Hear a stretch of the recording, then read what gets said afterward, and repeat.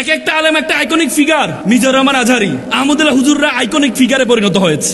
বাংলাদেশে কোন ধরনের সমালোচনার ঊর্ধ্বে যদি কোনো ব্যক্তি খোঁজো তাহলে তুমি আলেমদেরকে খুঁজতে হবে। মনে রাখবা, বাংলাদেশের এখন আইকনিক ফিগারে পরিণত হয়েছে আলেমরা।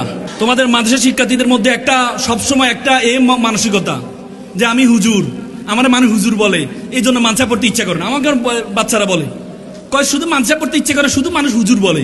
আরে হুজুর, who was the হুজুর? who was the first হুজুর in the history of the world?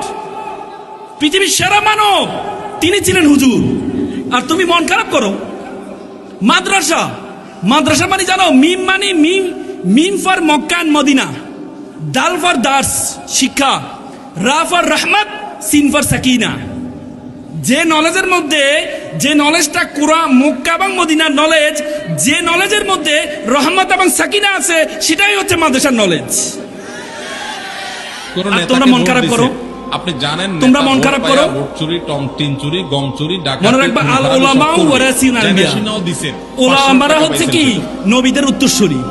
তাহলে মনে রাখবা, এখন আলেম হওয়া সবচেয়ে বড় ক্যারিয়ার। হারাম খাইছেন। তোমরা সবাই জাগতিক তোমরা সবাই অন্যদিকে দৌড়াও না। মনে রাখবা, বাংলাদেশের এখন আইকনিক ফিগারে পরিণত হয়েছে আলেমরা। এক একটা আলেম একটা আইকনিক ফিগার।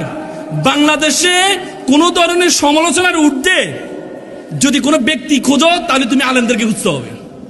মিজানুর রহমান আজহারী, আহমদুল্লাহ হুজুররা আইকনিক ফিগারে পরিণত হয়েছে। তো সুতরাং তোমরা হুজুর হইলে লজ্জা পাওয়ার কিছু নেই। এখন যুবকদের আইকনে পরিণত হয়েছে, যুবকদের আইকনে পরিণত হয়েছে। ওই দিন একজন নায়িকাকে বলা হচ্ছিল, বলে যে ইসলামী দল যদি ক্ষমতা চলে আসে আপনি কাকে ক্ষমতা চান? আমি চাই ইসলামী দল। ইসলামী দল ক্ষমতা আসলে তো আপনি যেভাবে পোশাক পরেন এটা পড়তে পারবেন না। সে কি উত্তর দিল জানেন? সে বলেছে, আমি চাই আমার মতো ব্যক্তিকে, ওরা ক্ষমতা এসে আমার মতো ব্যক্তিকে শাসন করুক, শাসন করলে আমি পরিবর্তন হয়ে যাব। আল্লাহু আকবার, আল্লাহু আকবার। কি চাও?